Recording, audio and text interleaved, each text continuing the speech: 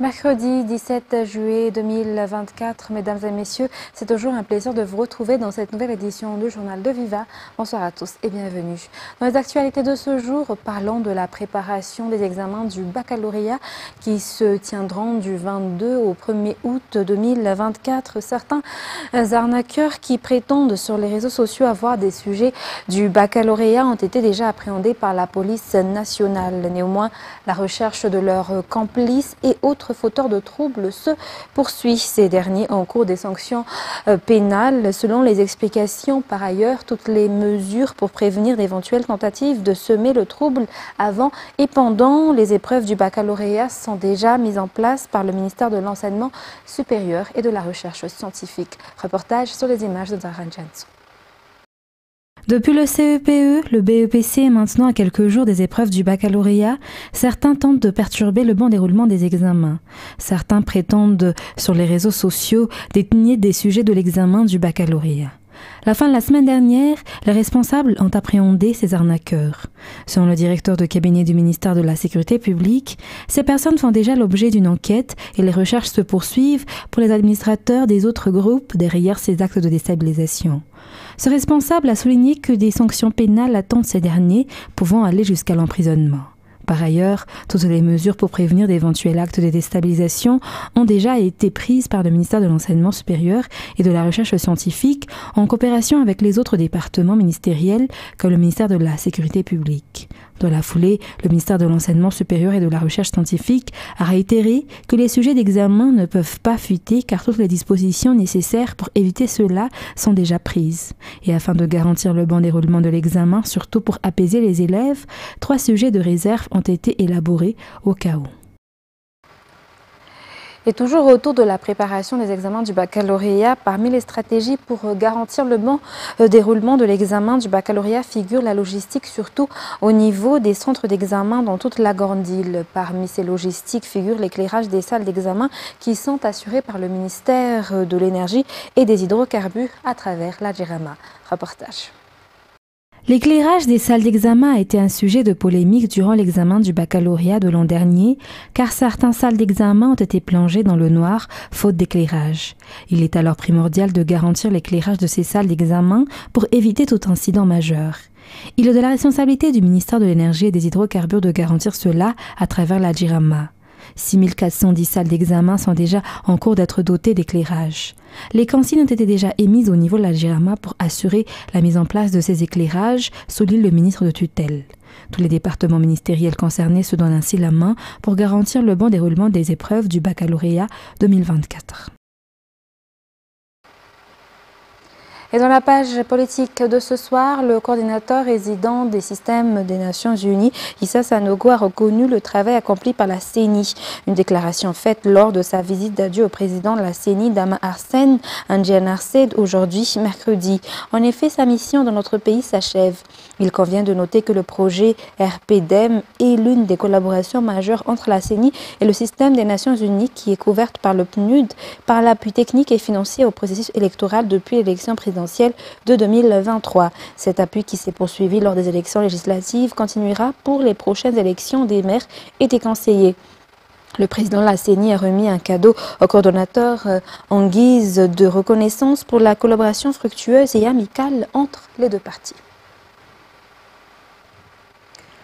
Dans la page diverse de ce soir, 24 cas d'accidents ont été répertoriés durant le début du mois de juillet à aujourd'hui, occasionnant ainsi 39 blessés. Afin d'éviter les cas d'accidents, surtout en cette période de vacances, la police nationale exhorte tout un chacun à faire preuve de prudence, surtout les usagers des routes nationales. Elle invite également les chauffeurs à ne pas boire au volant car c'est la première cause des accidents en général, selon les explications dans ce reportage de Felnara Koutarsoul.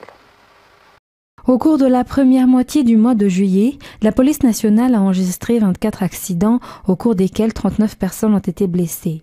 15 parmi ces accidents ont eu pour origine des conduites en état d'ivresse et ont fait 19 victimes. D'autre part, 13 accidents ont causé des dégâts matériels, des accidents également dus à la conduite sous l'emprise de l'alcool, selon le rapport de la police nationale. Jusqu'à présent, le nombre d'accidents de la route a diminué par rapport au mois de juin, avec 52 cas d'accidents au cours desquels 79 personnes ont été blessées. Il y a eu 24 cas de conduite en état d'ébriété, dans lesquels 43 personnes ont été blessées et une personne est décédée, et 5 étaient des accidents matériels. La police appelle tout le monde à la prudence au volant pour éviter les accidents. Et puisqu'on a parlé de prévention des accidents, surtout en cette période des vacances, parlons également justement des vacanciers. Le nombre de passagers au départ des gares routières et des stationnements de taxi-brousse privés a doublé en cette période de grandes vacances, selon Fin Mireille et Yves Janel dans ce reportage. 200 véhicules par jour partent de la gare routière de Fassan-Karan actuellement, s'il n'était que 90 par jour en temps normal. Cette petite famille a choisi d'aller à Bad Finanjan pour y passer un mois de vacances. Tous les taxi-brousses devront passer le contrôle avant de partir pour éviter tout problème. Pendant ce contrôle, les responsables vérifient le nombre des passagers et la hauteur des bagages. L'objectif est d'éviter toute surcharge. C'est le même constat au niveau des stationnements de taxi-brousses privés. Le nombre de passagers au départ augmente. Tuamas, Mahadzang et Mourndav sont les destinations les plus prisées actuellement. Par ailleurs, tous les opérateurs de transport appellent à la réhabilitation des routes nationales. Et c'est ce qui nous conduit aux actualités internationales. C'était magnifique. Anne Hidalgo a sauté dans le grand bain aujourd'hui à quelques jours du début des Jeux Olympiques. La maire de Paris espère ainsi faire taire les critiques sur la qualité de l'eau du fleuve. Malgré les aménagements réalisés, les résultats étaient encore peu probants en juin. Alors faut-il s'inquiéter pour le bon déroulement des épreuves de triathlon, de paratriathlon et de natation marathon à partir du 30 juillet? L'association Surfrider se veut rassurante. France 24. Ça y est, Anne Hidalgo a fait son grand plongeon dans la Seine à quelques jours du début des JO. Elle est très très douce, elle n'a pas du tout de goût de vase. Elle est fraîche mais pas froide du tout, c'était très agréable, vraiment, c'était magnifique.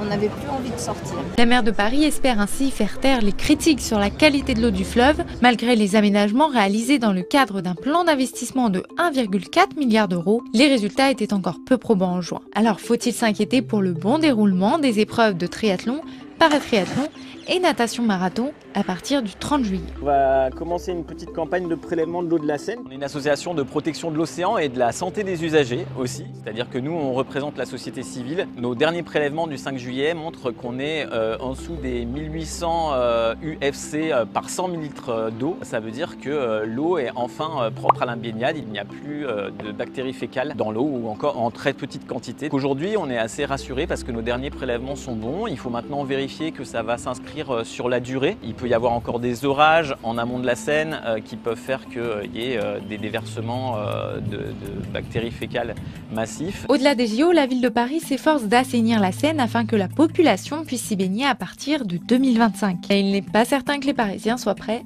à sauter le pas. Non, pas du tout. On a vu la couleur qu'elle a. Et puis en plus, moi j'ai déjà vu des rats et tout.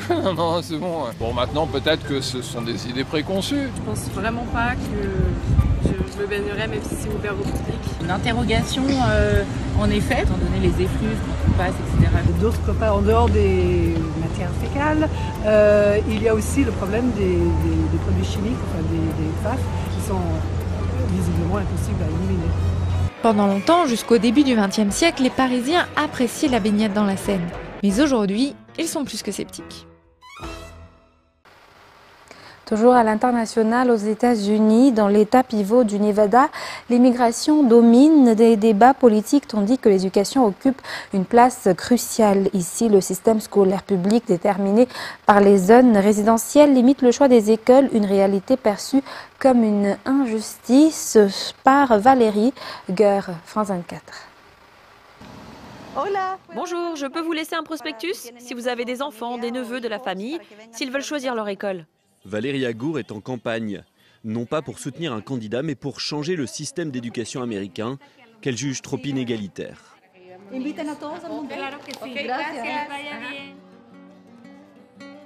Valérie est l'exemple type du rêve américain. Née au Chili dans une famille pauvre et illettrée, elle arrive aux États-Unis en 2007 grâce à un visa payé avec ses économies. Elle y obtient une bourse pour ses études puis un emploi auprès du syndicat des enseignants. La seule raison pour laquelle j'ai pu sortir de la spirale de la pauvreté, c'est l'éducation que j'ai reçue. Donc je veux que les prochaines générations et que tous les enfants aient aussi cette opportunité. Et nous sommes très en retard. Si vous regardez les statistiques nationales, 13% des hispaniques ont le baccalauréat et seulement 7% ont un diplôme d'études supérieures. Le swing state du Nevada compte 30% d'hispaniques, un électorat qui pourrait faire basculer l'élection. Alors Valeria ne ménage pas ses efforts pour communiquer sur son mouvement baptisé School Choice. Valeria, ¿cómo estás? Buenas tardes. Objectif, laisser aux familles le soin de choisir l'école la mieux adaptée aux besoins de leurs enfants. Notre communauté ne sait littéralement pas comment trouver des écoles. Et lorsqu'elle cherche désespérément des solutions pour ses enfants, soit parce qu'ils sont victimes de harcèlement, soit parce qu'ils sont laissés pour compte, parce qu'ils apprennent d'une manière différente, il n'y a pas d'informations en espagnol. Longtemps affilié au Parti démocrate, cet activiste a changé de famille politique et voté pour Donald Trump en 2020, car pendant sa campagne de réélection, le président républicain avait pris position pour l'école libre. Le système actuel ne fonctionne pas et aucun parti n'est parfait. Mais au bout du compte, il faut que je vote pour l'avenir de ma famille et de ma communauté. Et je suis convaincue que l'éducation est le sujet central et les démocrates refusent de proposer le libre choix de l'école. Pour 2024, Valeria se dit encore indécise, déçue par les bilans de Donald Trump et de Joe Biden. Son choix de candidat se fera sur un seul thème, l'éducation. Et Nikki Haley et Ron DeSantis, anciens rivaux de Donald Trump aux primaires, ont pris la parole hier soir au deuxième jour de la convention républicaine de Milwaukee pour apporter leur soutien aux milliardaires en vue de la présidentielle américaine de novembre. Une image d'unité qui contraste avec le Parti démocrate miné par les divergences à propos du maintien de la candidature de Joe Biden. Le point toujours avec France 24. Elle était la dernière adversaire de Donald Trump lors des primaires républicaines et demandait même à son public s'il avait les capacités mentales de gouverner. Mais ça, c'était avant. Je vais commencer par éclaircir quelque chose parfaitement. Donald Trump a tout mon soutien, point. Lui se faisait régulièrement insulter par Donald Trump lorsqu'il était perçu comme son rival le plus dangereux, sans rancune. Mes chers amis républicains, renvoyons Donald Trump à la Maison-Blanche. Et plus tard, Vivek Ramaswamy, ancien candidat à la primaire lui aussi, ou encore Marco Rubio, sénateur de Floride, rallié en 2016. Les anciens adversaires sont les amis d'aujourd'hui. Cette deuxième soirée de la convention républicaine a voulu donner l'image d'une armée en ordre de marche sous la bannière Trump, avec des discours taillés pour la base trumpiste, sécurité, immigration, mœurs, et s'il reste des sceptiques, qu'ils oublient leurs doutes. Vous n'avez pas à être d'accord avec Donald Trump à 100% du temps pour voter pour lui. Regardez-moi, je n'ai pas toujours été d'accord avec lui. Une démonstration d'unité qui contraste avec les doutes du camp démocrate autour de la candidature de Joe Biden. Donald Trump n'a pas attendu son investiture officielle prévue ce jeudi pour annoncer son premier meeting de campagne. Ce sera samedi dans le Michigan. Mesdames et messieurs, ainsi s'achève cette édition pour ce soir. Nous vous remercions de votre fidélité. Très bonne suite de programme et très bonne soirée sur Viva. Au revoir.